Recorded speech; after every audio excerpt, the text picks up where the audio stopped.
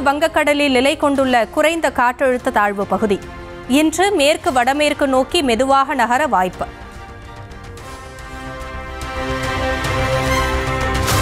கடலூர், மயிலாடுதுறை, திருவாரூர், நாகப்பட்டினம் ஆகிய 4 மாவட்டங்களுக்கு orange alert.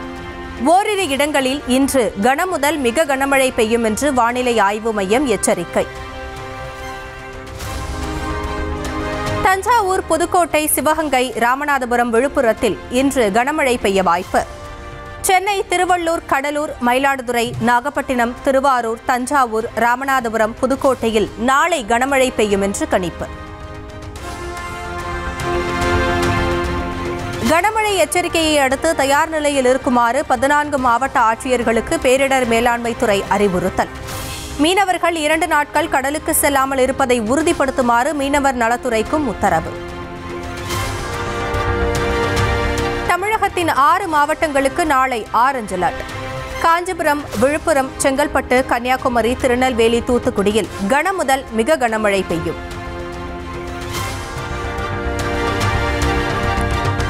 NEET விலக்கு மசோதாவிற்கு குடியரசுத் தலைவர் ஒப்புதல் அளிக்க மறுப்பு தெரிவிப்பதற்கு எதிர்ப்பு. தமிழக அரசு சார்பில் உச்சநீதிமன்றத்தில் மனு தாக்கல்.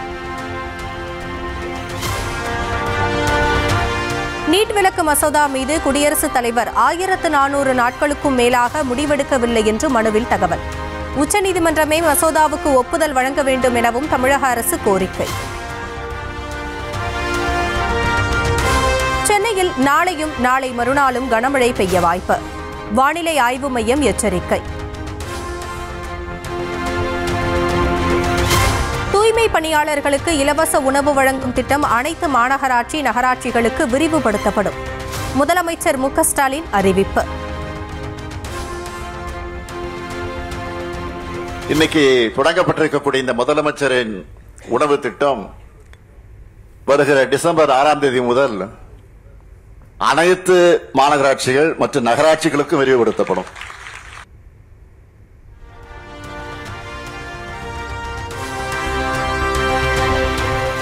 அடிப்படையே சீர்குலைந்த திமுக ஆட்சி வர்ணஜால விளம்பரங்களை காட்டினால் மட்டும் தொழில் நிறுவனங்கள் வந்துவிடுமா?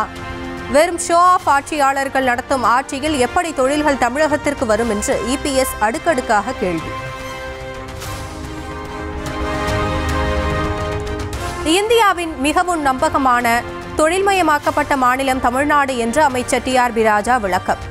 எதிர்க்கட்சியினர் அரசை குறைத்து மதிப்பிடுவதாக குற்றச்சாட்டு.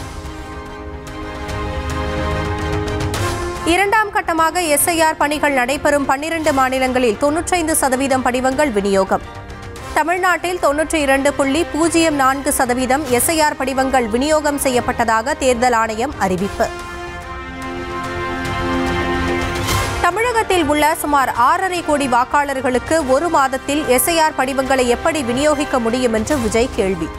வாக்குச்சாவடி அலுவலர்கள் வரும்போது வீடு பூட்டியிருந்தால் வாக்குகள் பறிபோகும் நிலை உள்ளதாகவும் எச்சரிக்கை. மேல சில டவுட்ஸ் இருக்கு. அது என்னன்னா, இந்த 6,36,00,000 வாக்காளர்களுக்கு ஒருத்தர் விடாம இந்த ஒரே மாசத்துக்குள்ள எப்படி எல்லாருக்குமே அந்த ஃபார்ம் போய் ரீச் ஆகும்? ஒன்று. ரெண்டாவது, நீங்கள் வரும்போது வீட்டை பூட்டிட்டு வேலைக்கு போயிட்டு என்ன பண்ணுறது? இப்போ நீங்கள் வருவீங்கன்றதுக்காக வேலையெல்லாம் விட்டுட்டு வீட்டுக்குள்ளேயே உட்காந்துட்டு இருக்கணுமா?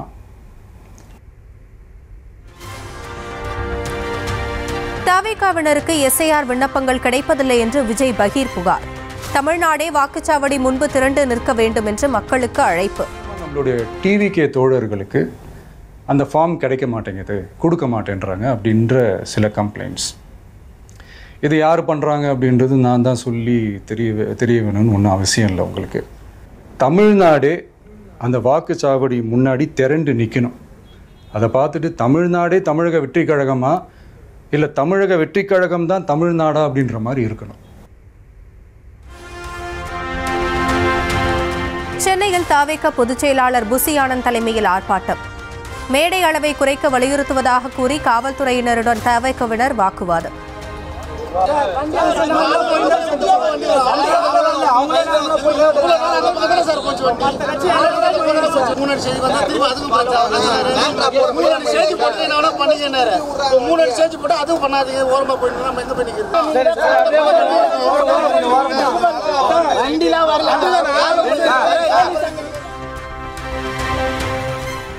சிறப்பு தீவிர திருத்தத்திற்கு எதிர்ப்பு தெரிவித்து தமிழக வெற்றிக் கழகத்தினர் ஆர்ப்பாட்டம்.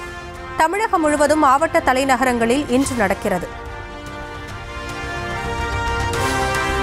பீகாரை போல தமிழ்நாட்டிலும் புதுச்சேரியிலும் இரட்டை எஞ்சின் ஆட்சி செயல்படும். தமிழ்நாடு பாஜக முன்னாள் தலைவர் அண்ணாமலை பேட்டி.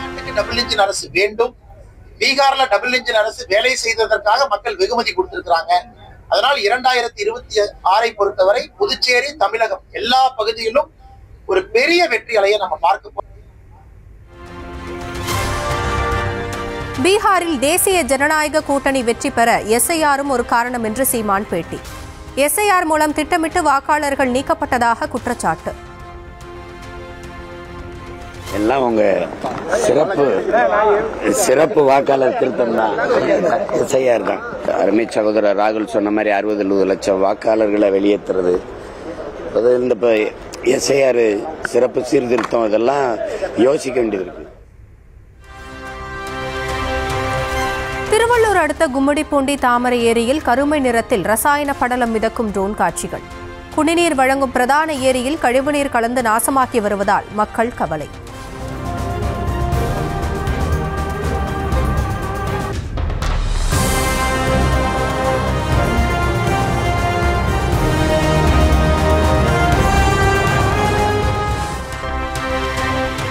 தள்ளுவண்டியில் உணவுப் பொருட்களை விற்பனை செய்பவர்கள் கட்டாயம் உரிமை பெற்றிருக்க வேண்டும்.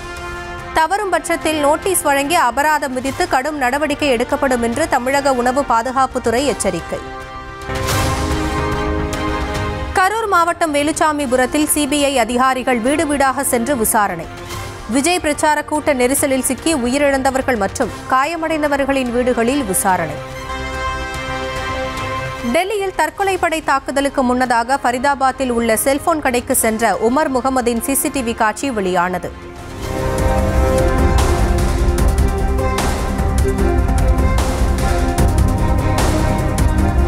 வெடித்து சிதறிய காரில் மொபைல் போன்கள் சிக்காத நிலையில் உமர் வைத்திருந்த 2 செல்போன்கள் எங்கே சென்றது என்பது குறித்து விசாரணை.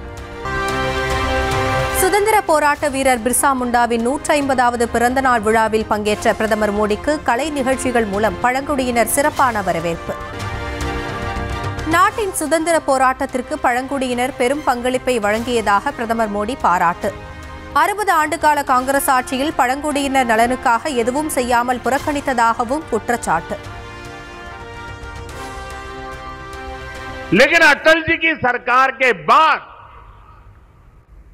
10 साल जो कांग्रेस को फिर से काम करने का मौका मिला तो उन्होंने इस मंत्रालय की उपेक्षा की, पूरी तरह भुला दिया गया। आप कल्पना कर सकते हैं 2013 में कांग्रेस ने जनजातीय कल्याण के लिए कुछ हजार रुपये की योजना बनाई, कुछ हजार रुपये। एक जिले में 1000 रुपये से काम नहीं होता है।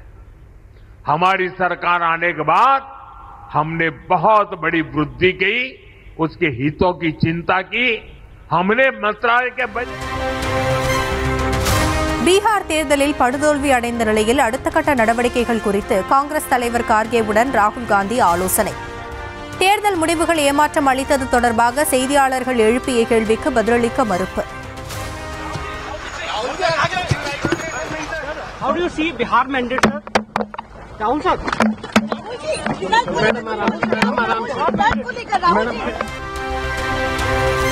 இந்தியாவுக்கு எதிரான முதலாவது டெஸ்ட் போட்டியில் மோசமான ஆட்டத்தால் தோல்வியின் பிடியில் தென்னாப்பிரிக்க அணி. 2வது இன்னிங்ஸில் 93 ரன்கள் எடுப்பதற்குள் 7 விக்கெட்டுகளை இழந்து தடுமாற்றம். ஐபிஎல் மினி ஏலத்திற்கு முன்னதாக 10 வீரர்களை விடுவித்தது சிஎஸ்கே. ஆல்ரவுண்டர் ஜடேஜாவை தொடர்ந்து வேகப்பந்து வீச்சாளர் பத்திரனாவும் விடுவிக்கப்பட்டதால் ரசிகர்கள் அதிர்ச்சி. மயிலாடுதுறை மயூரநாதர் கோவிலில் தேர் திருவிழா. பஞ்சமூர்த்திகள் தனித்தனி தேர்களில் எழுந்தருளி அருள் பாலித்தனர்.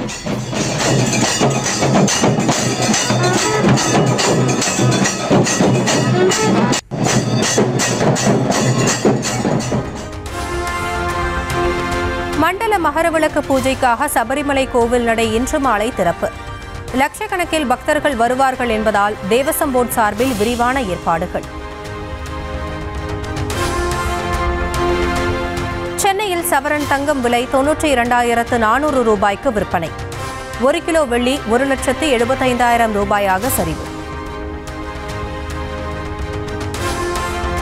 நாமக்கல்லில் முட்டை கொள்முதல் விலை 5 காசுகள் உயர்ந்து ₹5.95 நிர்ணயம். சென்னையில் புதிய உச்சமாக ஒரு முட்டை ₹6.60 விற்பனை. சென்னை தியாகராய நகரில் வீட்டின் 2வது தளத்தில் தீ விபத்து.